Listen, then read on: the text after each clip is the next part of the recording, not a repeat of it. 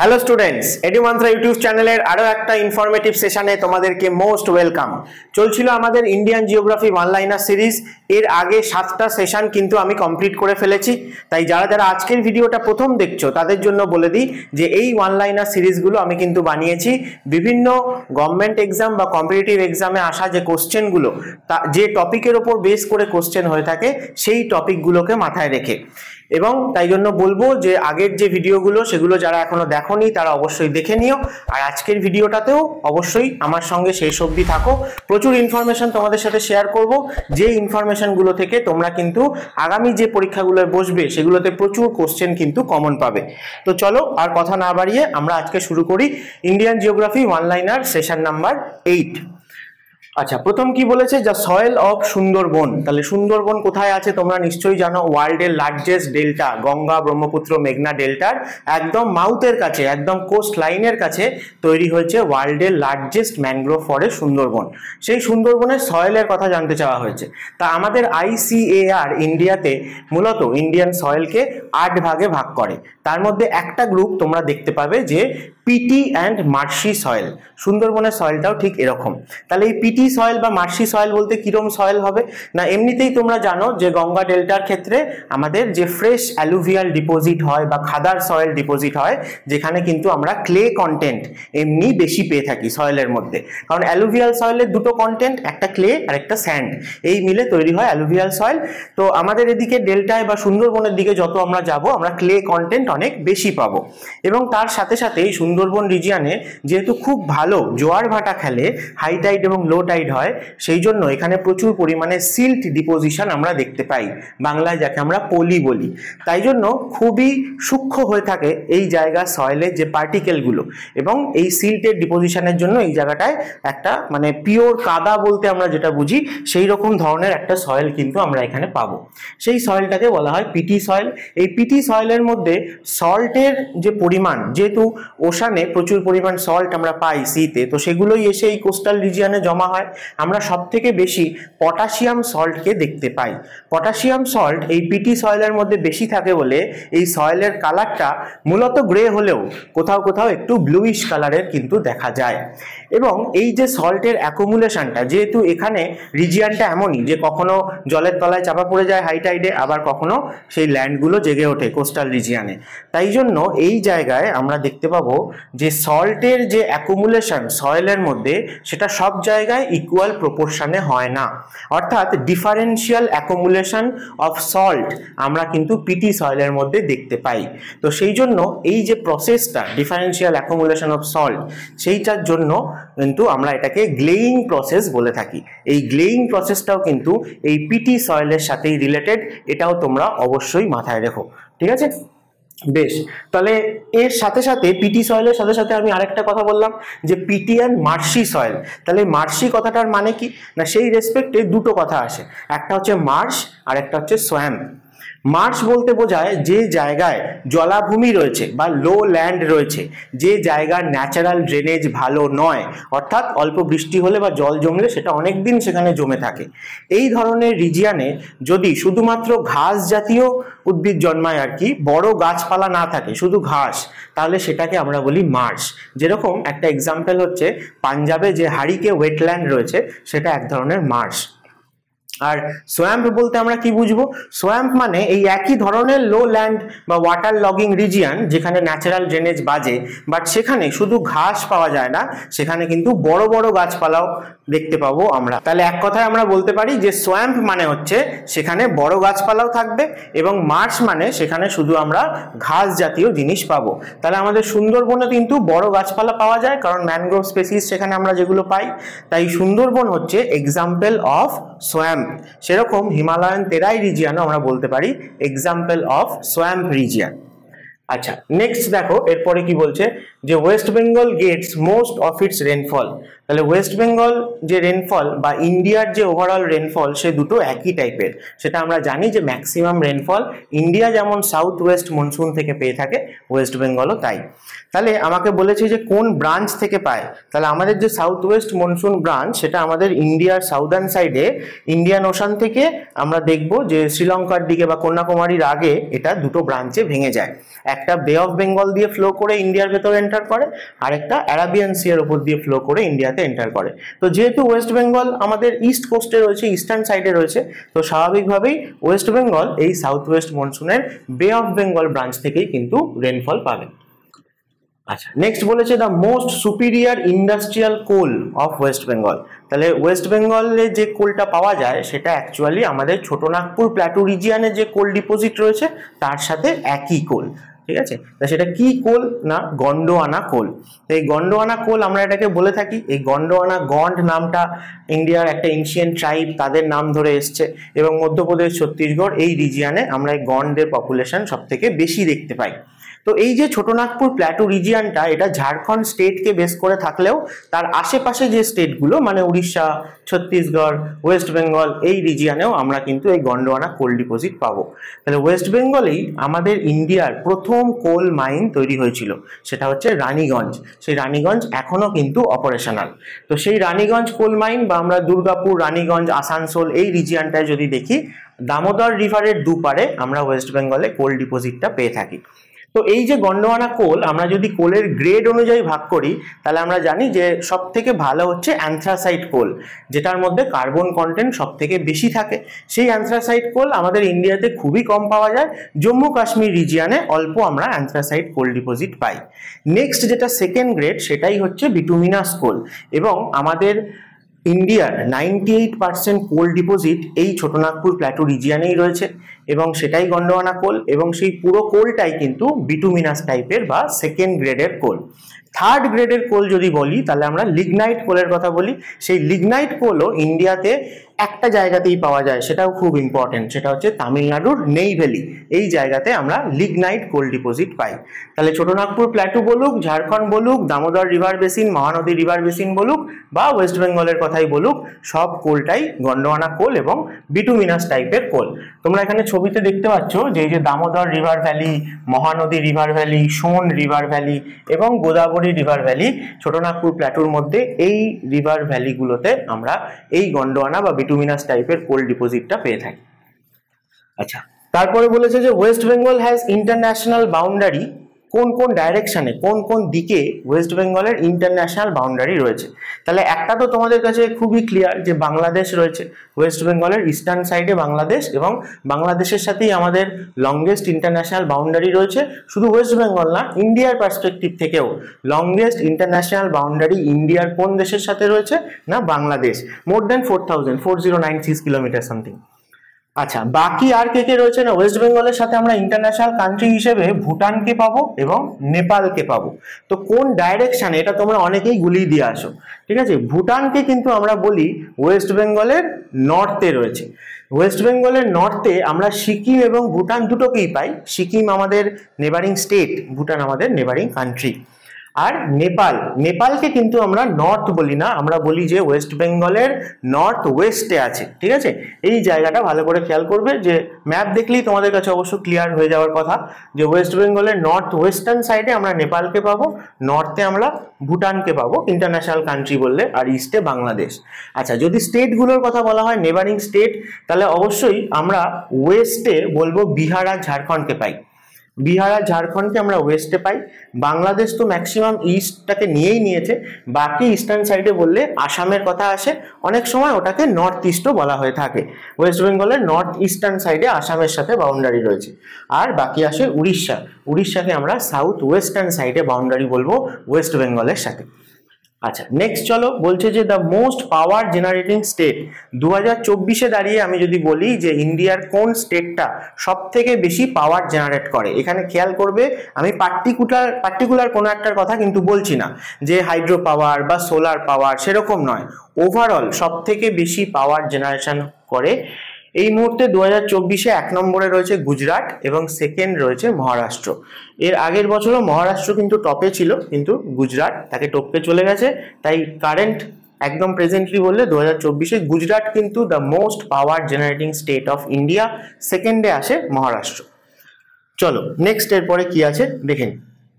বলছে which type of electricity is produced most in India. আমরা যতই নন কনভেনশনাল সোর্সগুলোকে প্রমোট করার চেষ্টা করি বা এনভায়রনমেন্টাল ফ্রেন্ডলি এনার্জিকে এখন প্রমোট করার চেষ্টা করছি আমরা, যেমন solar energy, hydro power energy, wind energy, আরও যা যা রয়েছে, কিন্তু সেটাও এখনও ততটা ডেভেলপমেন্ট হয়নি যে আমাদের যতটা চাহিদা ইন্ডিয়াতে ইলেকট্রিসিটির সেটা পূরণ করা যায়। তাই জন্য আমাদের চিরাচরিত যে কনভেনশনাল এনার্জি রিসোর্স যেটা কোল, সেটা থেকেই কিন্তু আমরা থার্মাল পাওয়ার জেনারেট করে থাকি, অর্থাৎ কোলকে বার্ন করে সেখান থেকে স্টিম করে সেখান থেকে টারবাইন ঘুরিয়ে আমরা কিন্তু ইলেকট্রিসিটি জেনারেট করি। তাই ম্যাক্সিমাম আমরা কিন্তু এখনো বলবো যে ইন্ডিয়াতে যে সোর্স অফ ইলেকট্রিসিটি সেটা কিন্তু প্রডিউস হয়ে থাকে থার্মাল প্ল্যান্ট থেকেই। তাই ম্যাক্সিমাম তোমরা থার্মাল প্ল্যান্টই ইন্ডিয়ার মধ্যে দেখতে পাবে। বাকি অন্যান্য নন কনভেনশনাল এনার্জি সেক্টরও ডেভেলপ করছে। তোমরা যদি সোলার এনার্জির দিকে দেখো তাহলে দেখবে রাজস্থান এবং গুজরাট অনেকটা এগিয়ে গেছে, ওয়ার্ল্ডের সব থেকে বড় সোলার পার্ক রাজস্থানে তৈরি হয়েছে। তোমরা যদি উইন্ড এনার্জির দিকে দেখো তাহলে সব থেকে বেশি উইন্ড মিল সেটা যেমন তুমি গুজরাটের দিকেও পাবে, আমাদের যে গালফ অফ কাচ, গালফ অফ খাম্বাত আছে সেই দিকে, আবার তোমরা কিন্তু তামিলনাড়ু কোস্টের দিকেও কিন্তু এরকম অনেক উইন্ড এনার্জি বা উইন্ড মিল কিন্তু দেখতে পাবে। কিন্তু সব থেকে বেশি এখনো থার্মাল এনার্জি দিয়েই আমরা ইলেকট্রিসিটি প্রডিউস করে থাকি।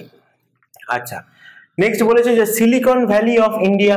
তাহলে সিলিকন ভ্যালি অফ ইন্ডিয়া আমরা ব্যাঙ্গালোরকে বলে থাকি, সবাই জানো কর্ণাটকের ক্যাপিটাল ব্যাঙ্গালোর, কারণ ব্যাঙ্গালোর হচ্ছে আইটি ইন্ডাস্ট্রি বা টেলিকমিউনিকেশন বলো, আইটি বলো, এই ইন্ডাস্ট্রিগুলো কিন্তু ব্যাঙ্গালোরকে বেস করে সব থেকে বেশি ফ্লারিশড হয়েছে।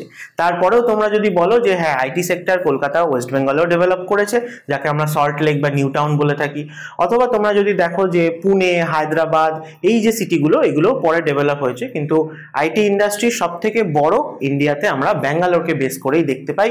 তাই জন্য যেহেতু সেমিকন্ডাক্টর চিপ থেকে তৈরি হয়, তাই জন্য এটাকে সিলিকন ভ্যালি অফ ইন্ডিয়া বলা হয়ে থাকে। আচ্ছা, নেক্সট বলছে যে প্রথম নিউক্লিয়ার পাওয়ার প্ল্যান্ট ইন্ডিয়াতে কোথায় হয়েছিল না 1969 মহারাষ্ট্রের তারাপুর। এখনো কোশ্চেনে জিজ্ঞেস করা হয় এটা তোমাদেরকে যে তারাপুর কোথায় রয়েছে বা ইন্ডিয়ার প্রথম নিউক্লিয়ার প্ল্যান্ট কোথায় আমরা ইনস্টল করেছিলাম, সেটা হচ্ছে মহারাষ্ট্রের তারাপুরে। আচ্ছা, আরও অন্যান্য স্টেটে যে আমাদের নিউক্লিয়ার পাওয়ার প্ল্যান্টগুলো রয়েছে সেগুলোও কিন্তু অবশ্যই তোমরা ভালো করে দেখে রাখবে এবং কোথায় রয়েছে, ইম্পর্টেন্ট কোনো সিটি আশেপাশে আছে কিনা, ইম্পর্টেন্ট কোনো রিভার ফ্লো করছে কিনা। ঠিক আছে, যেমন রাওয়াত ভাটা আমি যদি বলি রাজস্থানে, তার পাশ দিয়ে কিন্তু চম্বল রিভার ফ্লো করছে। ঠিক আছে, তোমরা যদি দেখো যে চম্বলের ওপর যে ড্যামগুলো রয়েছে, যেমন গান্ধী সাগর, জহর সাগর, রানা প্রতাপ সাগর, এদের মধ্যে রানা প্রতাপ সাগর থেকেই কিন্তু ওয়াটার সাপ্লাই করা হয় এই রাওয়াত ভাটা নিউক্লিয়ার পাওয়ার প্ল্যান্টে, যেটা রাজস্থানে। তো এরকম খুব কম নিউক্লিয়ার প্ল্যান্টই রয়েছে, মানে যত না আমাদের হাইড্রো ইলেকট্রিক রয়েছে, যত না থার্মাল প্ল্যান্ট রয়েছে, তার থেকে নিউক্লিয়ার পাওয়ার প্ল্যান্ট কম রয়েছে। কোশ্চেন আসে এখান থেকে, ঠিক আছে, সেই জন্য কোন স্টেটে কোন কোন নিউক্লিয়ার প্ল্যান্ট আছে এগুলো তোমরা ভালো করে দেখে নেবে। আচ্ছা, নেক্সট বলেছে উমিয়াম হাইডাল প্রজেক্ট। এটাও খুব ফেমাস উমিয়াম, কারণ এটাকে বলা হয়ে থাকে যে মেঘালয়ের মধ্যে লার্জেস্ট লেক বা লার্জেস্ট আর্টিফিশিয়াল লেকও যদি বলা হয়। এখানে ছবিতে দেখতে পাবে যে উমিয়াম একটা লেক, সেই লেকে আমরা ড্যাম বানিয়ে সেখান থেকে হাইড্রো ইলেকট্রিসিটি জেনারেট করি, বা এটা একটা মাল্টিপারপাস প্রজেক্ট। সেই উমিয়াম হাইডাল প্রজেক্ট এটা শিলংয়ের খুব কাছেই রয়েছে।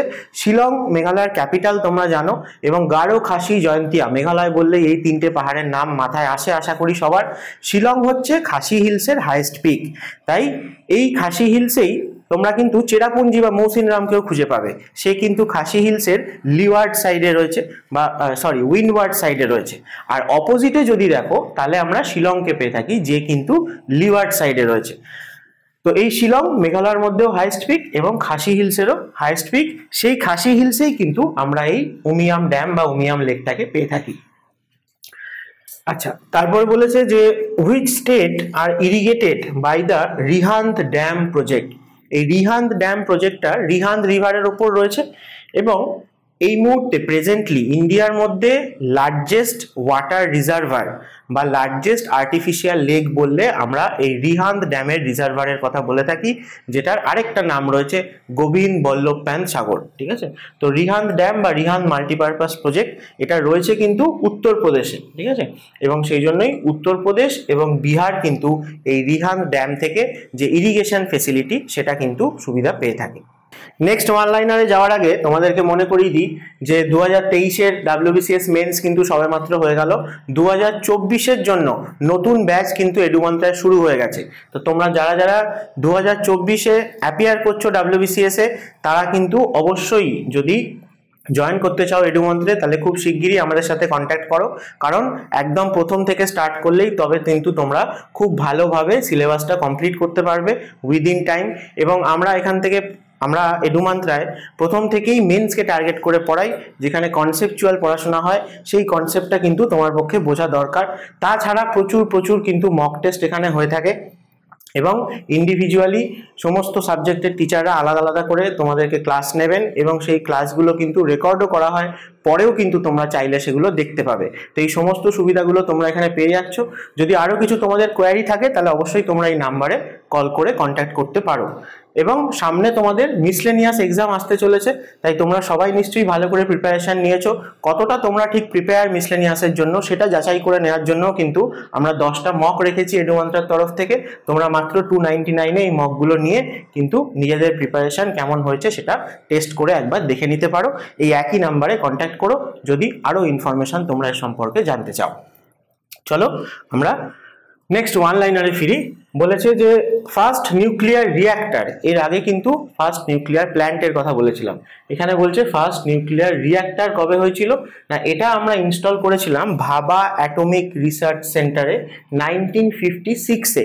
হোমি জাহাঙ্গীর ভাবা, যাকে নিউক্লিয়ার এনার্জির জনক বলা হয়ে থাকে ভারতবর্ষে, সেই ভাবা অ্যাটমিক রিসার্চ ইনস্টিটিউট যেটা ট্রম্বেতে রয়েছে, হ্যাঁ মুম্বাইয়ের কাছে রয়েছে, বাট জায়গাটার নাম হচ্ছে ট্রম্বে।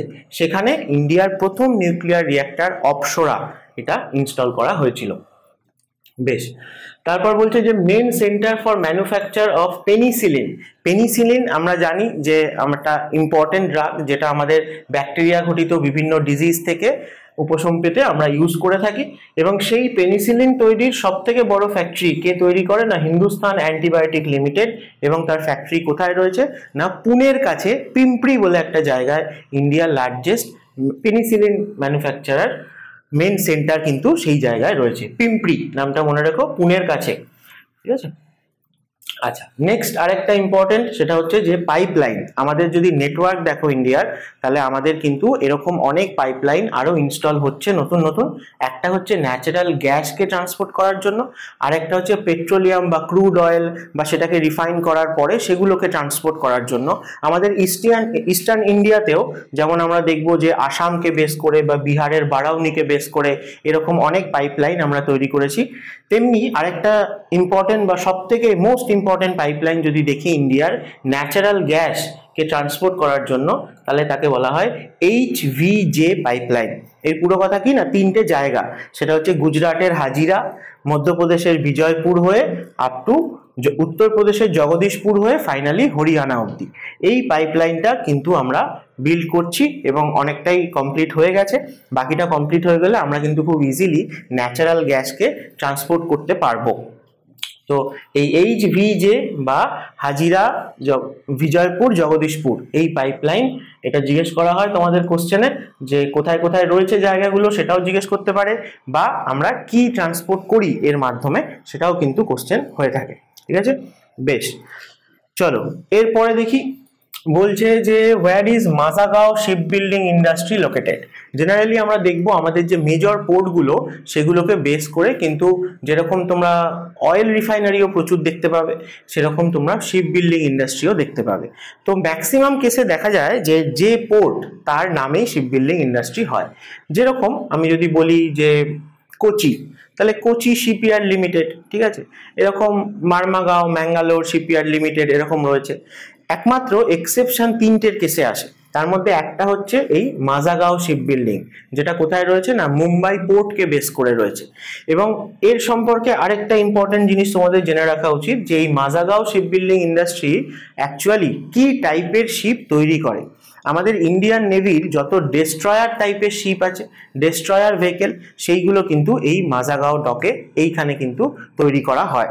আরেকটা ইম্পর্টেন্ট হচ্ছে আমাদের যে বিশাখাপত্তনম পোর্ট, যেটাকে আমরা বলি যে আমাদের ইস্ট কোস্টে বা ইস্টার্ন ইন্ডিয়াতে একমাত্র ন্যাচারাল পোর্ট এবং যেখানে ইস্টার্ন নাভাল কমান্ডের হেডকোয়ার্টারও রয়েছে, তার যে শিপ বিল্ডিং ইউনিট তার নাম হচ্ছে হিন্দুস্তান শিপইয়ার্ড লিমিটেড, HSL, সেটা বিশাখাপত্তনম পোর্টে রয়েছে। এবং আমাদের কলকাতা পোর্টকে বেস করেও একটা শিপ বিল্ডিং ইন্ডাস্ট্রি রয়েছে, সেটা হচ্ছে Garden Reach Shipbuilders Limited. ঠিক আছে, এটাও কিন্তু ওয়েস্ট বেঙ্গল জিওগ্রাফির পার্সপেক্টিভ থেকে খুব important. Garden Reach Shipbuilders Limited, এটা কলকাতা পোর্টকে বেস করে এরকম একটা শিপ বিল্ডিং ইউনিট। আচ্ছা, নেক্সট বলেছে যে কোন ন্যাশনাল হাইওয়ে যেটা শিলিগুড়ির সাথে গ্যাংটককে কানেক্ট করে। এই একই কোশ্চেন তোমাকে ঘুরিয়ে ফিরিয়ে অনেকভাবে জিজ্ঞেস করা হয়। তার কারণ হচ্ছে যে সিকিমের সাথে একমাত্র স্টেট ওয়েস্ট বেঙ্গলেরই বর্ডার রয়েছে, তাই ইন্ডিয়ার যেখান থেকেই খুশি তুমি আসো না কেন, সিকিমে যেতে গেলে তোমাকে ওয়েস্ট বেঙ্গলে এন্টার করেই যেতে হবে। হ্যাঁ, বাই রোডের কথা বলছি বা বাই রেল, যাই হোক, তো সেখানে তোমাকে শিলিগুড়ি হয়েই যেতে হয়। তাই শিলিগুড়ি থেকে গ্যাংটক এটা খুব ইম্পর্টেন্ট হাইওয়ে, যেটা সিকিমকে ইন্ডিয়ার বাকি জায়গার সাথে কানেক্ট করে। তো সেটার আগে নাম আলাদা ছিল, NH31A ছিল, এখন এটা নিউ নাম্বারিংয়ে ন্যাশনাল হাইওয়ে 10 হয়ে গেছে। ঠিক আছে, তো আমি তোমাদের একটা কথা বললাম যে সিকিম হচ্ছে এমন একটা স্টেট যার সাথে শুধুমাত্র একটা স্টেটেরই বাউন্ডারি রয়েছে, সেটা হচ্ছে ওয়েস্ট বেঙ্গল। তোমরা আমাকে কমেন্ট করে জানিও যে ইন্ডিয়ার এরকম আর কোন স্টেট আছে যার সাথে শুধুমাত্র একটা স্টেটেরই বাউন্ডারি আছে। ঠিক আছে, আচ্ছা, নেক্সট বলছে যে highest peak of Andaman and Nicobar island. তাহলে এই যে আন্দামান অ্যান্ড নিকোবর আইল্যান্ড, এটা একটা গ্রুপ অফ আইল্যান্ড, লাক্ষাদ্বীপও তাই অনেক আইল্যান্ড রয়েছে। তাহলে গ্রুপ অফ আইল্যান্ডকে আমরা একসাথে কি বলি? আর্কিওপ্যালিগো। তো এই যদি আমি গোটা আর্কিওপ্যালিগোটাকে নিয়ে কনসিডার করি বা আন্দামান নিকোবর আইল্যান্ড গ্রুপকে নিয়ে, তাহলে হাইয়েস্ট পিক আশা করি তোমরা সবাই জানো যে স্যাডেল পিক। তো শুধু এইটুকু জেনে বসে থাকলে হবে না, আরেকটু করেও আমাদের জানতে হবে যদি তোমরা সিভিল সার্ভিসের প্রিপারেশন নিচ্ছ। তো যে স্যাডেল পিক কোন আন্দামানে রয়েছে, এটা প্রথম কথা। ঠিক আছে, কারণ আন্দামানের মেন আইল্যান্ড বলতে আমরা নর্থ, মিডিল, সাউথ আর লিটিলকে বুঝে থাকি। তো তার মধ্যে স্যাডেল পিক রয়েছে কিন্তু নর্থ আন্দামানে, এবং এটা এই আন্দামান নিকোবর গোটা আর্কিওপ্যালিগোর মধ্যে হাইয়েস্ট পিক। কিন্তু তোমায় কখনো কখনো জিজ্ঞেস করা হয় যে নিকোবর গ্রুপের হাইয়েস্ট পিক কোনটা। তাহলে নিকোবর গ্রুপের মধ্যে আমরা যদি দেখি, সেখানে সব থেকে সাউদার্ন মোস্ট আইল্যান্ড যেটা গ্রেট নিকোবর, সেই গ্রেট নিকোবরে আমরা কিন্তু নিকোবর গ্রুপের মধ্যে যেটা হাইয়েস্ট পয়েন্ট সেটাকে পেয়ে থাকি, যার নাম হচ্ছে মাউন্ট থুইলিয়ার। কিন্তু মাউন্ট থুইলিয়ারের হাইট স্যাডেল পিকের থেকে কম, তাই ওভারঅল আন্দামানের হাইয়েস্ট পিক আমরা স্যাডেল পিককেই বলে থাকি, যেটা নর্থ আন্দামানে আছে। আর নিকোবর আইল্যান্ডের হাইয়েস্ট পিক মাউন্ট থুইলিয়ার, এটা গ্রেট নিকোবরে আছে। এই গ্রেট নিকোবর আইল্যান্ডেই ইন্ডিয়ার সাউদার্ন মোস্ট পয়েন্ট আছে, যাকে আমরা পার্সন পয়েন্ট বা পিগমিলিয়ান পয়েন্ট বা ইন্দিরা পয়েন্ট বলি। গোটা আন্দামান নিকোবরের মধ্যে একটাই বায়োস্ফিয়ার রিজার্ভ আছে, সেটাও কিন্তু এই গ্রেট নিকোবর আইল্যান্ডেই আছে, গ্রেট নিকোবর বায়োস্ফিয়ার রিজার্ভ, যে জায়গাতে আমরা কিন্তু রেন ফরেস্ট বা এভারগ্রিন ফরেস্ট পেয়ে থাকি। তো আন্দামান নিকোবর সম্বন্ধে তো আরো অনেক ইনফরমেশন রয়েছে, ধীরে ধীরে বিভিন্ন ভিডিওতে আমি শেয়ার করব, যতটা পারছি আজকে রেলিভেন্ট আমি করছি, আবারও পরে কথা হবে। তোমাদের যদি ভিডিওটা ভালো লাগছে এতক্ষণ অবধি, যদি মনে হয় যে ইনফরমেটিভ, অনেক কিছু শিখতে পারছো, জানতে পারছো, তোমাদের কাজে লাগছে, তাহলে অবশ্যই একটা লাইক করে দিও আর আমাদের চ্যানেলকে সাবস্ক্রাইবও করো। আচ্ছা, নেক্সট বলেছে যে wheeler island is located at the mouth of which river. Wheeler island, এটা আগে নাম ছিল আইল্যান্ডটার, কিন্তু এখন আমরা এটার নাম দিয়েছি APJ আব্দুল কালাম আইল্যান্ড। কোথায় আছে না, উড়িষ্যা কোস্টে আছে। উড়িষ্যা কোস্টে আমরা যদি দেখি যে ব্রাহ্মণী রিভারের যেখানে মাউথ বা ডেল্টা, সেই জায়গাটায় অ্যাকচুয়ালি ব্রাহ্মণী নয়, ব্রাহ্মণী এবং বৈতরণী দুটো রিভারের কম্বাইন্ড ডেল্টা পাওয়া যায়। সেই জায়গাতে রয়েছে উড়িষ্যার largest mangrove forest, Bhitarkanika mangrove forest. এই ব্রাহ্মণীর মাউথে বা ব্রাহ্মণী ডেল্টার থেকেই আরেকটু সামনে গেলে আমরা পাই এই হুইলার আইল্যান্ড বা আব্দুল কালাম আইল্যান্ড, যেখান থেকে DRDO বা ইসরো কিন্তু মিসাইল টেস্টিং করে থাকে। এটাও ইম্পর্টেন্ট, কারণ তুমি জানো যে ইসরোর যে শ্রীহরিকোটা যে সেন্টারটা রয়েছে পুলিকট লেকের মাউথে অন্ধ্রপ্রদেশে, সেখান থেকে কিন্তু মেনলি আমরা রকেটকে লঞ্চ করে থাকি, স্যাটেলাইট লঞ্চ করে থাকি। কিন্তু এই APJ আব্দুল কালাম আইল্যান্ড থেকে DRDO কিন্তু তার মিসাইল টেস্টিং করে থাকে। আচ্ছা, এর সম্পর্কে আরো কিছু কথা বলি যে দেখো এর পরেই রয়েছে যে largest brackish water lake in India, সেটা হচ্ছে চিল্কা লেক। ঠিক আছে, তো আমি ব্র্যাকিশ ওয়াটার নিয়ে অবশ্যই বলবো, তার আগে উড়িষ্যা কোস্ট নিয়ে কিছু কথা বলি। যে উড়িষ্যার এই যে কোস্টাল রিজিয়নটা, এখানে আমরা যেমন ভিতরকণিকা ম্যানগ্রোভকে পাচ্ছি ব্রাহ্মণীর মাউথে, আমরা কিন্তু মহানদীর যে ডেল্টা, কারণ উড়িষ্যার লার্জেস্ট রিভার হচ্ছে মহানদী, তার ডেল্টাই সব থেকে বড়, সেখানেও আমরা অন্যান্য ম্যানগ্রোভ ফরেস্ট কিন্তু পেয়ে থাকি। এবং চিল্কার পরে আরো যদি তুমি চলে আসো সাউদার্ন সাইডে বা একটু ওয়েস্টের দিকে, তাহলে আমরা আরেকটা রিভারের মাউথ পাই, সেটা সেই জায়গাতে আমরা কিন্তু সব থেকে বেশি অলিভ রিডলি টার্টেলের মাস হ্যাচিং বা নেস্টিং আমরা দেখতে পাই। তো গোটা উড়িষ্যা কোস্টেই কিন্তু এই ফেনোমেনাটা খুব ফেমাস। এই অলিভ রিডলি টার্টেল হচ্ছে একটা ট্রপিক্যাল রিজিয়নের টার্টেল, যেটা মূলত প্যাসিফিক এবং ইন্ডিয়ান ওশানে পাওয়া যায়। তাই জন্য ইন্ডিয়ার কোস্টলাইনে বিভিন্ন জায়গায় হোক বা যে ইন্ডিয়ান ওশানের আইল্যান্ডগুলো রয়েছে বা অস্ট্রেলিয়াতেও আমরা কিন্তু এই টার্টেলটাকে, এই স্পিসিসটাকে দেখতে পাই। কিন্তু ইন্ডিয়ার মধ্যে সব থেকে বেশি এরা একটা পার্টিকুলার টাইমে এই উড়িষ্যা কোস্টেই কিন্তু ডিম পাড়তে আসে। এই ঘটনাটা নিয়েও তোমাদের কোশ্চেন হয়েছে আগে যে এটাকে লোকালি কি বলে, এটাকে বলা হয় আড়িবাদা। ঠিক আছে, আড়িবাদা বলা হয়ে থাকে। এবং এদেরকে প্রোটেক্ট করার জন্য এই উড়িষ্যা কোস্টের এই কিছুটা রিজিয়ন, কোস্টাল রিজিয়ন, তাকে কিন্তু আমরা একটা মেরিন স্যাংচুয়ারি হিসেবেও ডিক্লেয়ার করেছি, সেটার নাম হচ্ছে গহিরমাথা মেরিন স্যাংচুয়ারি। তাই গহিরমাথা মেরিন স্যাংচুয়ারি এটাও কিন্তু খুব ফেমাস, আমরা উড়িষ্যা কোস্টে বা গঞ্জাম কোস্টে পেয়ে থাকি, যেখানে সব থেকে বেশি আমরা অলিভ রিডলি টার্টেলকে আসতে দেখতে পাই। আচ্ছা, নেক্সট বলছিলাম চিল্কার কথা, তাহলে চিল্কাতেও আমরা অলিভ রিডলি টার্টেলকেও পাবো, তার সাথে সাথে চিল্কা একটা ফেমাস ডলফিন পাওয়া যায়, যেই ডলফিনটাকে আমরা বলি ইরাবতী ডলফিন। তাই ইরাবতী ডলফিনটা কি জিনিস না, আমাদের ইন্ডিয়াতে গঙ্গায় যেরকম তোমরা গ্যাঞ্জেটিক ডলফিন পেয়ে থাকি আমরা, তারপরে ইন্দাসে ধরো ইন্দাস ডলফিন পেয়ে থাকি, ঠিক সেরকমই মায়ানমারের সব থেকে ইম্পর্টেন্ট রিভার হচ্ছে ইরাবতী। এই ইরাবতী রিভারের মাউথে যে ডলফিন পাওয়া যায় তাকেই ইরাবতী ডলফিন বলে। তো সেই ইরাবতী ডলফিন আমরা ইন্ডিয়ার মধ্যে সব থেকে বেশি কিন্তু এই চিল্কা লেকেই দেখতে পাই। তো এটাও কিন্তু মনে রাখার মতো একটা ইনফরমেশন। আর নেক্সট যে টার্মটা ছিল সেটা হচ্ছে ব্র্যাকিশ ওয়াটার। এই ব্র্যাকিশ ওয়াটার জিনিসটা আর ব্যাক ওয়াটার, এই দুটো কিন্তু ডিফারেন্ট। ব্র্যাকিশ ওয়াটার কাকে বলবো না, যে জায়গায় ফ্রেশ ওয়াটার এবং স্যালাইন ওয়াটার মিক্স হচ্ছে, সেই জায়গায় স্বাভাবিকভাবেই সেই মিক্সড যে ওয়াটার তার স্যালিনিটি ফ্রেশ ওয়াটারের থেকে বেশি হবে এবং আমাদের যে ওশান ওয়াটার বা সি ওয়াটার তার থেকে স্যালিনিটি কম হবে। তো এইরকম মাঝামাঝি স্যালাইন যে ওয়াটার, যেখানে ফ্রেশ ওয়াটার আর স্যালাইন ওয়াটার মিক্স হচ্ছে, সেই জায়গাকে আমরা বলি ব্র্যাকিশ ওয়াটার। তো জেনারেলি এই যে চিল্কা বলো, পুলিকট বলো, বা ধরো কেরালাতে তুমি যদি ভেম্বনাথ বা অস্থমদি এই লেকগুলোর কথা বলো, তাহলে এরা সবাই কোস্টাল রিজিয়নে রয়েছে এবং এদের যে ক্যারেক্টারিস্টিক সেই রেসপেক্টে এরা সবাই হচ্ছে লেগুন। লেগুন কাকে বলবো না, লেগুন হচ্ছে কোস্টাল রিজিয়নে এরকম কোনো ওয়াটার বডি যে কোনো একটা ন্যাচারাল ব্যারিয়ার দিয়ে সমুদ্রের থেকে সেপারেট হয়ে রয়েছে, বাট কোনো একটা জায়গায় এর সমুদ্রের সাথে কানেকশনও রয়েছে। তাই সমুদ্রে যখন জল বাড়ে বা হাইটাইড হয়, তখন সেই চ্যানেল দিয়ে এই লেকের মধ্যে স্যালাইন ওয়াটার এন্টার করে। আবার যেহেতু এরা কোস্টাল রিজিয়নে রয়েছে, আমরা দেখতে পাই যে ল্যান্ডের ভেতর থেকে অনেক ফ্রেশ ওয়াটার স্ট্রিম বা রিভার তারাও কিন্তু গিয়ে এই সমস্ত লেগুনগুলোতে পড়েছে। অর্থাৎ এর ভেতরে ফ্রেশ ওয়াটারের থেকে আমরা যেমন বেশি স্যালিনিটি পাই, তেমনি ওশান ওয়াটারের যে স্যালিনিটি তার থেকেও আমরা কম পেয়ে থাকি। তো এই ধরনের লেককে আমরা ব্র্যাকিশ ওয়াটার লেক বলি। জেনারেলি লেগুন এরকম ব্র্যাকিশ ওয়াটার লেক হয়ে থাকে। তাহলে ব্র্যাকিশ ওয়াটার টার্মটা কিন্তু ওয়াটারের স্যালিনিটি কতটা সেই পার্সপেক্টিভ থেকে দেওয়া হয়েছে। এবার তোমরা বলবে যে কেরালা কোস্টে বা মালাবার কোস্টে ওগুলোকে আবার কয়াল কেন বলি?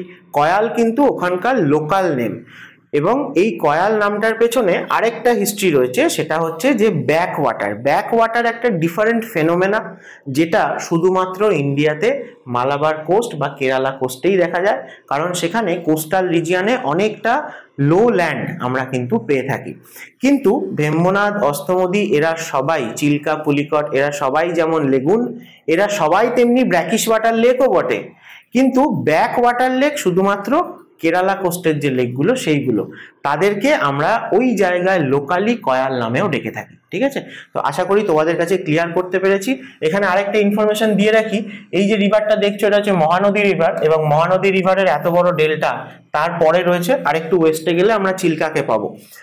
তো মহানদী রিভারের একটা ডিস্ট্রিবিউটারি যার নাম হচ্ছে দয়া রিভার, DAYA, দয়া রিভার, সেই স্ট্রিমটা কিন্তু চিল্কা লেকের মধ্যে গিয়ে পড়েছে। আচ্ছা চলো এরপরে দেখি। আচ্ছা তোমাদেরকে আরেকবার বলে দিই যে 2024-এর WBCS এর জন্য নতুন ব্যাচ তো অবশ্যই শুরু হচ্ছে, যারা একদম ফ্রেশ তাদের জন্য অবশ্যই তাদের কথা মাথায় রেখে। তো সেখানে একদম গোড়া থেকে তো সমস্ত সাবজেক্ট হবে, একদম বেসিক থেকে একদম আপ টু মেন্সকে ফোকাস করে। কিন্তু এমন অনেক তোমরা অ্যাসপিরেন্ট আছো যারা হয়তো বেশ অনেকবার তোমরা মেন্স দিয়েছো বা WBCS এর প্রিপারেশনের মধ্যে বেশ কয়েক বছর আছো, তাদের হয়তো সবকটা সাবজেক্ট এত ডিটেলে পড়ার দরকার নেই আর, বা তোমরা প্রয়োজন মনে করছো না কারণ তোমরা অনেকটাই জানো। তো তাদের জন্য বলি, আমরা 2024-এর মেন্সকে টার্গেট করে কিন্তু মেন্স স্পেশাল, মেন্স ফোকাস একটা ব্যাচও কিন্তু আলাদা করে স্টার্ট করছি। তো তোমরা চাইলে পরে সেটার জন্য কিন্তু আমাদের সাথে কন্ট্যাক্ট করতে পারো। এবং যারা শুধুমাত্র বাংলা ইংলিশ অর্থাৎ ল্যাঙ্গুয়েজ গ্রুপটাকেই প্র্যাকটিস করতে চাও, বাকি সাবজেক্ট পড়তে চাইছো না, তাদের জন্য শুধু ল্যাঙ্গুয়েজ গ্রুপ প্র্যাকটিস করার কিন্তু আমাদের এখানে অপশান রয়েছে, যেখানে উইকলি তোমরা লাইভ ক্লাসও পাবে এবং তার সাথে সাথে তোমাদেরকে কোশ্চেন দেওয়া হবে বাংলা এবং ইংলিশে রাইটিং, তোমরা সাবমিট করলে সেগুলো কারেকশনও করে দেওয়া হবে, ঠিক আছে? তো মাত্র মান্থলি 700 রুপিসে তোমরা গোটা ল্যাঙ্গুয়েজ গ্রুপ কিন্তু এডুমান্ত্রায় পেয়ে যাচ্ছ। কেউ ইন্টারেস্টেড থাকলে অবশ্যই আমাদেরকে কন্ট্যাক্ট করো। আচ্ছা নেক্সট বলেছে যে which Indian state has the highest schedule tribe population. Schedule tribe population, tribe সব থেকে বেশি আমরা জেনারেলি সেন্ট্রাল ইন্ডিয়াতে পেয়ে থাকি, সাউদার্ন ইন্ডিয়াতে হিলি রিজিয়ানে পেয়ে থাকি, নর্থ ইস্ট ইন্ডিয়াতে পেয়ে থাকি মেনলি, ঠিক আছে? ট্রাইব মানে তারাই যারা আমাদের ল্যান্ডমাসের এনশিয়েন্ট পপুলেশন, তারা এখনো যারা যারা এক্সিস্ট করছে তাদেরকে আমরা ট্রাইব রেসপেক্টে বলি। তার মানে যে জায়গাগুলো একটু hilly, forest region, plateau region, সেই জায়গাগুলোতে আমরা কিন্তু এই ট্রাইবাল পপুলেশনটা দেখতে পাই। তো সেই জন্য আমরা দেখবো যে সেন্ট্রাল ইন্ডিয়াতে একটা হিউজ ট্রাইবাল পপুলেশন আমরা পাবো। তো তার মধ্যেও যদি স্টেট ওয়াইজ বলা হয় তাহলে মধ্যপ্রদেশে আমরা সব থেকে বেশি ট্রাইবাল পপুলেশন পেয়ে থাকি, অর্থাৎ ST পেয়ে থাকি। তোমাকে যদি জিজ্ঞেস করা হয় SC তার মানে শিডিউল কাস্ট পপুলেশন সব থেকে বেশি কোথায় পাবো, তখন কিন্তু আমরা পাঞ্জাবে সব থেকে বেশি শিডিউল কাস্ট পপুলেশন পেয়ে থাকি, ঠিক আছে? পাঞ্জাব, হরিয়ানা, উত্তরপ্রদেশ এই দিকটায় আমরা শিডিউল কাস্ট পপুলেশন বেশি পাই। আবার যে জায়গাগুলোতে ট্রাইব বেশি পাই সেখানে স্বাভাবিকভাবেই SC পপুলেশন কম। নর্থ ইস্টেও আমরা যদি দেখি তাহলে মিজোরাম, যেখানে সব থেকে বেশি আমরা ST পপুলেশন পাই ট্রাইবাল, তাই জন্য SC পপুলেশন একেবারেই পাওয়া যায় না, ঠিক আছে? নেক্সট দেখো বলছে যে মোলাসেস বেসিন। মোলাসেস বেসিন আমরা কোথায় পাবো? তাহলে ইন্ডিয়ার মধ্যে বলতে গেলে আমরা বলি যে মিজোরামে পাবো। তাহলে অ্যাকচুয়ালি মোলাসেস বেসিন কি জিনিস এবং কোথায় পাওয়া যায়? মোলাসেস বেসিনকে অ্যাকচুয়ালি ইউরোপে যে আল্পস পর্বতমালা, সেই আল্পসের স্লোপে আমরা পেয়ে থাকি। মোলাসেস বেসিন জিনিসটা কি না, বলা হয়ে থাকে যে সফট, লুজ, আনকনসোলিডেটেড রক ডিপোজিট। এক কথায় বললে এটা সফট, লুজ, আনকনসোলিডেটেড রক ডিপোজিটকে, এরকম ধরনের ডিপোজিট দিয়ে যদি কোনো একটা রিজিয়ান তৈরি হয় সেই বেসিনকে আমরা বলবো মোলাসেস বেসিন। তাহলে কিভাবে হবে? ধরো কোনো মাউন্টেন রয়েছে বা প্ল্যাটু, হিলস যাই বলো, সেখান থেকে যদি আমরা দেখি যে আইদার টেকটনিক অ্যাক্টিভিটির জন্য হোক, অথবা ল্যান্ডস্লাইড হলো হিউজ একটা রিজিয়ানে, অথবা আমাদের রিভারের মাধ্যমে বা গ্লেশিয়ারের মাধ্যমে যা কিছু এরোশন হয়ে এলো, সেগুলো কোথাও না কোথাও এসে এইভাবে দেখো ডিপোজিট হবে। এবং এই যে ডিপোজিটগুলো, এগুলো যদি পরবর্তীকালে কখনো আপলিফট হয় বা ডিপোজিট হতে হতেই যদি উঁচু এরকম কোনো রকম মানে ল্যান্ডফর্ম তৈরি করে, যেটা কিছুটা ঢেউ খেলানো হবে, তোমার দেখে মনে হবে যে অনেক হিলস, যেন গ্রুপ অফ হিলস একসাথে রয়েছে, তো এরা অ্যাকচুয়ালি খুব লুজ এবং সফট হবে, কারণ তারা কোনো না কোনো কিছুর মাধ্যমে এরোশন হয়ে এসে ডিপোজিট হয়েছে। তাই সেখানে খুব মানে প্রচন্ড প্রেসারে যে রক ডিপোজিট হয়ে আছে এরকম নয়, সেখানে বড় পাথর, ছোট পাথর, কাদা, বালি, নুড়ি পাথর এসব মেশানো একটা জিনিস থাকবে। তো সেটা জেনারেলি আমরা যে সমস্ত রক দিয়ে মাউন্টেন তৈরি হয় তার থেকে এই জিনিসটা অনেকটা সফট হয়, লুজ হয়, ঠিক আছে? তো এই রকম ধরনের যে ডিপোজিট তাকে বলা হয় মোলাসেস বেসিন। তাহলে মোলাসেস বেসিন আমরা জেনারেলি কোথায় দেখতে পাবো? কোনো মাউন্টেন বা প্ল্যাটু বা হিলসের এজ, তার যে এজ রিজিয়ান সেইখান দিয়ে বা এরোশন হয়ে এসে তার সামনে ডিপোজিট হয়েছে এরকম আমরা ল্যান্ডের মধ্যে যদি কোথাও পাই। এছাড়া আমরা কিন্তু কোস্টাল রিজিয়ানেও পেয়ে থাকি, যেখানে আমরা দেখবো যে কোনো মাউন্টেন কোস্টাল রিজিয়ানে রয়েছে, সেখানে কিন্তু এই কোস্টাল রিজিয়ানেও এরকম টাইপের ডিপোজিট আমরা দেখতে পাবো। তাই মোলাসেস বেসিন ল্যান্ডের ভেতরে যেরকম তৈরি হতে পারে তেমনি ওয়াটারের মধ্যেও হতে পারে, বাট সেটা কোস্টাল রিজিয়ানে হবে। তো এখানে ছবি দেখে তোমরা কিছুটা বুঝতে পারছো যে এখানকার যে রকটা সেটা খুব একটা হার্ড রক বা খুব একটা সলিড রক এরকম নয়। তো একেই আমরা মোলাসেস বেসিন বলবো। আরেকবার বলে দিই, সফট লুজ আনকনসলিডেটেড রক ডিপোজিট। ইন্ডিয়ার মধ্যে আমরা এরকম ধরনের ফিচার মিজোরামে দেখতে পাই, তাই আমরা বলি যে মোলাসেস বেসিন ইন্ডিয়াতে মিজোরামে রয়েছে। মিজোরামে তোমরা জানো যে এরকম ধরনের ল্যান্ডস্কেপ যে পুরোটাই অলমোস্ট আর কি হিলস দিয়েই রয়েছে, কোনো প্লেন ল্যান্ড নেই। তাই মিজোরামের যে হিলসটা তাকে কিন্তু আমরা ব্লু মাউন্টেনও বলে থাকি, এবং একটা লাশ গ্রিন পুরো মানে ন্যাচারাল ভেজিটেশনে ঢাকা রয়েছে এই মিজোরাম স্টেটটা। তো সেই জায়গায় আমাদের আকাশের যে ব্লু কালার সেইটা রিফ্লেক্ট হয়ে কিন্তু এখানকার হিলসগুলোকে ব্লু কালারের দেখতে লাগে, সেই জন্য এটাকেও কিন্তু ব্লু মাউন্টেন বলা হয়। এবং তাছাড়াও মিজোরামের হিলসকে আমরা লুসাই হিলসও বলে থাকি। এটাও খুব কমন কোশ্চেন যে লুসাই হিলস আমরা কোথায় পাবো, না মিজোরামে পাওয়া যায়। এবং নীলগিরি অর্থাৎ যেটা সাউথ ইন্ডিয়ায় রয়েছে, যার হাইস্ট পিক দোদাবেতা আর কি, সেই নীলগিরি, এটাকে আমরা অ্যাকচুয়ালি নীলগিরি বললেও এটাকে অনেক সময় কোশ্চেনে ট্রান্সলেট করে তোমাদেরকে ব্লু মাউন্টেন বলা হয়। তো সেটার কারণ কিন্তু আলাদা। নীলগিরি কেন নীল হয়েছে তার কারণ হচ্ছে ওখানে 12 বছর পর পর এক ধরনের ওয়াইল্ড ফ্লাওয়ার ব্লুম করে আর কি পুরো হিলস বা মাউন্টেনের স্লোপে, যার নাম হচ্ছে নীলাকুরিঞ্জা। তার থেকে কিন্তু ওই হিলসটাকে আমরা নীলগিরি নাম দিই, কিন্তু অ্যাকচুয়ালি ব্লু মাউন্টেন বলতে কিন্তু আমরা মিজোরামে লুসাই হিলসকেই বুঝবো। চলো নেক্সট কি আছে, বলছে যে ব্রডেস্ট কন্টিনেন্টাল শেলফ ইন্ডিয়াতে আমরা কোন কোস্টে পাবো। কন্টিনেন্টাল শেলফ জিনিসটা কি সেটা আমি লাস্ট যে ওয়ান লাইনারের ভিডিওটা সেখানেই কিন্তু এক্সপ্লেন করেছি, যে আমাদের ওশানের ফ্লোর কিরকম, কি কি সেখানে ল্যান্ডফর্ম রয়েছে, সেগুলোকে বেসিক্যালি আমরা 4টে ভাগে ভাগ করতে পারি: continental shelf, continental slope, continental rise এবং অ্যাবিসাল প্লেন। তো সেই জায়গায় তোমাদের যদি আরো ডিটেলে জানতে হয় যে হোয়াট ইজ কন্টিনেন্টাল শেলফ, তাহলে আগের ভিডিওটা একটু চেক করে নিও। আজকে আমি ইন্ডিয়ার পার্সপেক্টিভ থেকে বলি। দেখো এখানে ফিজিক্যাল ম্যাপ দেখানো আছে ইন্ডিয়ার, তোমরাও অ্যাটলাসে দেখলে দেখবে যে এর যে কালারগুলো সেই কালারের কিন্তু একটা মিনিং রয়েছে। আমি ওয়াটার বডির ক্ষেত্রেই যদি বলি, যে জায়গায় যত বেশি ডার্ক ব্লু তার মানে সেই জায়গায় ডেপথ তত বেশি। তাই জন্য আমরা দেখতে পাই যে কোস্টাল রিজিয়নের পরে যখন আস্তে আস্তে আমরা সমুদ্রের ভেতর যাচ্ছি, এই কালারটা প্রথমে একদম হোয়াইট মতো থাকে বা খুব লাইট ব্লু, তারপরে আস্তে আস্তে ব্লুটা ডার্ক হতে হতে একটা সময় গিয়ে ডিপ ওশানে দেখলে প্রচুর ডার্ক ব্লু আমরা দেখতে পাই। তাহলে এটা কিন্তু অ্যাকচুয়ালি ডেপথকে মেনশন করে। দেখো এটা বলে দেওয়ার পর আশা করি এই ছবিটা থেকে তোমরা এমনি অ্যান্সার খুঁজে পেয়ে গেছো যে ইন্ডিয়ার কোন কোস্টে কন্টিনেন্টাল শেলফ চওড়া। শেলফ মানে হচ্ছে যেখানে আমাদের ল্যান্ডমাস শেষ হচ্ছে এবং তারপর ওয়াটার বডি শুরু হচ্ছে, অর্থাৎ কোস্টাল রিজিয়নের পর থেকে, কোস্ট লাইনের পর থেকে যে জায়গাটাতে আমরা সমুদ্রের তলায় রয়েছে কিন্তু আমরা huge amount of sediment deposition দেখতে পাই। এবং এই কন্টিনেন্টাল শেলফ থেকেই আমরা কিন্তু ক্রুড অয়েল বা ন্যাচারাল গ্যাস এগুলো মাইন করতে পারি। মানে ক্রুড অয়েল বা ন্যাচারাল গ্যাস এগুলো ডিপোজিট হয় কিন্তু সেডিমেন্টারি রকের ভেতরে, এবং এগুলোকে আমরা কোন রিজিয়ান থেকে পাই বললে কন্টিনেন্টাল শেলফ রিজিয়ান থেকেই পাই। তাহলে দেখতেই পাচ্ছ যে আমাদের ওয়েস্ট কোস্টে, যেটাকে আমরা কঙ্কন কোস্ট বলে থাকি, সেই রিজিয়ানটাতেই কিন্তু আমাদের এই যে হোয়াইট কালারটা এটা সব থেকে হোয়াইট দেখানো আছে। ইস্ট কোস্টে কোথাও কোথাও হোয়াইট আছে, যেখানে যেখানে বড় বড় রিভারের ডেল্টা রয়েছে তাদের ক্ষেত্রে হোয়াইট রয়েছে, যেমন তুমি কিছুটা গঙ্গা ব্রহ্মপুত্র মেঘনার ডেল্টায় পাবে, বাকি তুমি এই গোদাবরী এবং কৃষ্ণা ডেল্টায় অল্প পাবে, এবং তামিলনাড়ু কোস্টে কিছু পাবে। কিন্তু সব থেকে ব্রডেস্ট কন্টিনেন্টাল শেলফ আমরা কিন্তু মহারাষ্ট্র গুজরাট কোস্টে পেয়ে থাকি, অর্থাৎ মেনলি কঙ্কন কোস্ট এটাকে বলা হয়। সেখানেই কিন্তু আমাদের সব থেকে বড় যে ক্রুড অয়েল মাইন বলতে গেলে যেটা মুম্বাই হাই, সেটা কিন্তু রয়েছে এই কঙ্কন কোস্টের কন্টিনেন্টাল শেলফে। নেক্সট কি আছে দেখি চলো।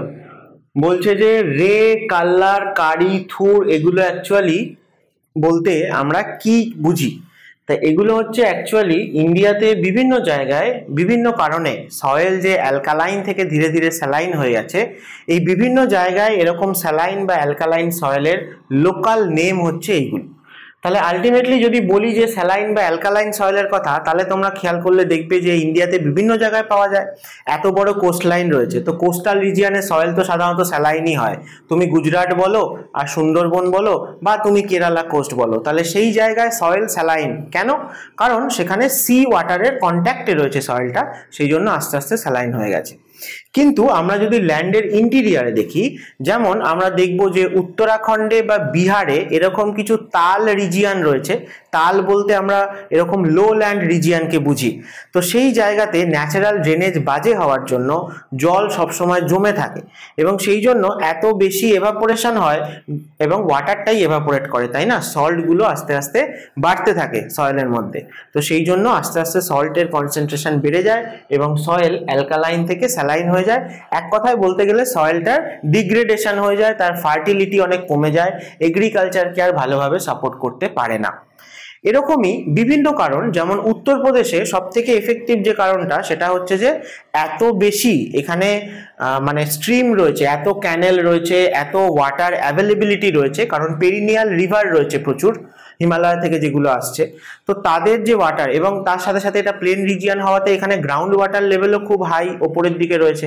তাই আমরা যথেচ্ছ পরিমাণে এই ওয়াটারকে ইউজ করেছি, যতটা না প্রয়োজন এগ্রিকালচারাল ল্যান্ডে তার থেকে বেশি করেছি। সেই জন্য ওভার ইরিগেশনের কারণে সয়েল আস্তে আস্তে অ্যালকালাইন হয়ে গেছে। ইন্ডিয়ার মধ্যে সব থেকে বেশি অ্যালকালাইন সয়েল কিন্তু উত্তরপ্রদেশেই পাওয়া যায়। সব থেকে বেশি স্যালাইন সয়েল গুজরাটে পাওয়া যায়, কারণ সেখানে কাচ পেনিনসুলা, রান অফ কাচ একটা বিরাট বড় রিজিয়ন রয়েছে, সেই জন্য। আবার তোমরা যদি রাজস্থানে দেখো, তাহলে সেই জায়গাতে এতটাই ড্রাই বা এরিড টাইপের ক্লাইমেট যে সেইখানেও কিন্তু আমরা ধীরে ধীরে দেখব যে স্যান্ডি সয়েল তৈরি হয়েছে, যাতেও কিন্তু সল্টের পরিমাণ অনেকটা বেশি। তাছাড়াও গুজরাট থেকেও সল্ট উড়ে এসে রাজস্থানে কিন্তু ডিপোজিট হয়। তো এই জন্য রাজস্থানের সয়েলটা স্যালাইন। আরেকটা স্টেটের কথা বলি, পাঞ্জাব। পাঞ্জাবের টোপোগ্রাফিটাই বলা হয় যে বেসিন টোপোগ্রাফি, অর্থাৎ আমাদের যে হাত ধোয়ার বেসিন হয় না, যার ড্রেনেজটা কিন্তু মধ্যিখানে নিচ দিয়ে থাকে, বাকি জায়গাটারও নিচু। তো পাঞ্জাবের টোপোগ্রাফি এরকম হওয়াতে পাঞ্জাবে আমরা যখনই ওভার ইরিগেশন করেছি গ্রিন রেভলিউশনের সময় থেকে, তত ধীরে ধীরে দেখা গেছে যে ওভার ইরিগেশনের কারণে, অর্থাৎ মাটিতে বেশি পরিমাণ জল সবসময় অ্যাভেলেবেল থাকাতে সয়েল আস্তে আস্তে ডিগ্রেড করে গেছে বা অ্যালকালাইন থেকে স্যালাইন হয়ে গেছে। তাহলে এরকম বিভিন্ন কারণের জন্য ইন্ডিয়াতে বিভিন্ন জায়গায় আমরা অ্যালকালাইন বা স্যালাইন সয়েলকে পেয়ে থাকি। এইগুলোরই বিভিন্ন জায়গায় বিভিন্ন নাম হচ্ছে, যেমন কারি। কারি হচ্ছে কেরালায় কোস্টাল রিজিয়নে যে স্যালাইন সয়েল পাওয়া যায় তাকে বলা হয় কারি। কাল্লার, কাল্লার হচ্ছে পাঞ্জাবে যে স্যালাইন সয়েল পাওয়া যায় তাকে আমরা বলি কাল্লার। এরকমই রে, থুর, উষার বলেও বলা হয়ে থাকে, এগুলো জেনারেলি উত্তরপ্রদেশ রিজিয়নে বলা হয়ে থাকে। তো উষার আর উর্বর, মানে উষারা আর উর্বরা দুটো অ্যাকচুয়ালি সংস্কৃত টার্ম, হ্যাঁ, সেখান থেকেই বলা হয়। উর্বরা মানে ভালো ফার্টাইল যেটা সয়েল, আর উষারা বলতে হচ্ছে ডিগ্রেড করে গেছে সয়েল, ফার্টিলিটি কম, তার মানে ওয়ান কাইন্ড অফ আমরা বলতে পারি যে সয়েলটা অ্যালকালাইন বা স্যালাইন হয়ে গেছে। তো এগুলো হচ্ছে বিভিন্ন লোকাল নেম। ঠিক যেমন দেখো স্যালাইন বা অ্যালকালাইন সয়েলের ডিফারেন্ট রিজিয়নে আলাদা আলাদা নাম রয়েছে। আমরা যদি ফ্রেশ অ্যালুভিয়াল সয়েল বা রিসেন্ট অ্যালুভিয়াল ডিপোজিট, যাকে আমরা খাদার সয়েল বলি, সেই খাদার সয়েলেরও কিন্তু বিভিন্ন জায়গায় আলাদা আলাদা এরকম লোকাল নেম রয়েছে। যেমন আমি এখানে পাঞ্জাবেরটা জিজ্ঞেস করেছি, পাঞ্জাবের যে ফ্রেশ খাদার সয়েল ডিপোজিট আর কি, ফ্রেশ অ্যালুভিয়াল ডিপোজিট, তাকে আমরা বলে থাকি বেট। আবার রাজস্থানে যদি এরকম ফ্রেশ অ্যালুভিয়াল ডিপোজিট, খুবই সরু ট্র্যাক আমরা পেয়ে থাকি রিভার বা স্ট্রিম যেগুলো রয়েছে তার আশপাশে, তাকে কিন্তু আমরা বলে থাকি রোহি, ROHI। তো এরকম রিজিওনাল আমরা বিভিন্ন লোকাল নেম পেয়ে থাকি। যেমন এর আগের ভিডিওতে আমি আলোচনা করেছিলাম যে আমাদের যে শিফটিং কাল্টিভেশন হয়, এই শিফটিং কাল্টিভেশনও ইন্ডিয়ার বিভিন্ন রিজিয়নে দেখা যায়, তারও কিন্তু রিজিওনাল ডিফারেন্ট নাম রয়েছে। আমরা চলতি কথায় ঝুম বলি বটে, কিন্তু ঝুম কিন্তু অ্যাকচুয়ালি নর্থ ইস্টে বলা হয়। অন্ধ্রপ্রদেশে কিন্তু যেমন পদু বলা হয়, মধ্যপ্রদেশে যেমন কুমারী বলা হয়, এরকম আলাদা আলাদা। এরা সবাই কিন্তু শিফটিং কাল্টিভেশন। আচ্ছা, আর এই জায়গায় তোমাদেরকে একটু প্লেন্সটা দেখানোর চেষ্টা করেছি যে আমাদের যে ইন্ডিয়ান প্লেন্সের আমরা যদি স্ট্রাকচার বলি বা জিওমরফোলজি বলি, তাহলে সেই ক্ষেত্রে আমরা মেনলি 4টে রিজিয়ানকে পেয়ে থাকি। প্রথম হচ্ছে ভাবর রিজিয়ান, যে জায়গাটা একেবারেই ফার্টাইল নয়, বড় বড় পাথর বোল্ডার এগুলো পাওয়া যায়, এবং হিমালয়ার সব থেকে লাস্ট রেঞ্জ শিবালিক রেঞ্জের সাউদার্ন সাইডে আমরা এই ভাবর রিজিয়ানটাকে পেয়ে থাকি। তাই আমরা একে পিডমন্ট ডিপোজিশন বা পিডমন্ট সিচুয়েশন হিসেবেও কিন্তু বলে থাকি। সেই ভাবর রিজিয়ানের পরে আসে তেরাই রিজিয়ান। ভাবর রিজিয়ান দেখা যায় তার পোরাসিটি বা পারমিয়েবিলিটি অনেক বেশি, কারণ সেটা বড় বড় পাথর বোল্ডার দিয়ে তৈরি, তাই সেখানে রিভারগুলো অলমোস্ট ডিসঅ্যাপিয়ার করে যায়। আমরা রিভারগুলোকে ড্রাই সিজনে দেখতেই পাই না, কারণ সেগুলো এই যে পাথর বোল্ডার তার নিচ দিয়ে ফ্লো করছে বলে মনে হয়।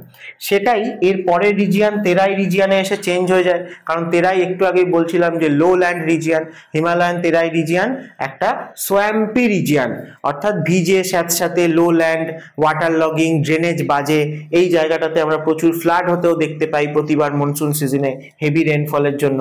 এই জায়গাটাতেও এত বেশি ওয়াটার অ্যাভেলেবেল বা রিভারগুলো যেগুলো ভাবর রিজিয়ানে হারিয়ে গেছিল সেগুলো তেরাই রিজিয়ানে কিন্তু আবার রিঅ্যাপিয়ার করে। এবং তার সাথে সাথে এই জায়গায় সয়েলে প্রচুর ওয়াটার অ্যাভেলেবেল, তাই এগ্রিকালচারের জন্য খুব একটা সুইটেবল নয়, সয়েলের ফার্টিলিটি ভালো নয়। কিন্তু যেহেতু প্রচুর রেনফল হয় তাই জন্য ডেন্স ফরেস্ট কিন্তু হিমালয়ান তেরাই রিজিয়ানে এক্সিস্ট করে।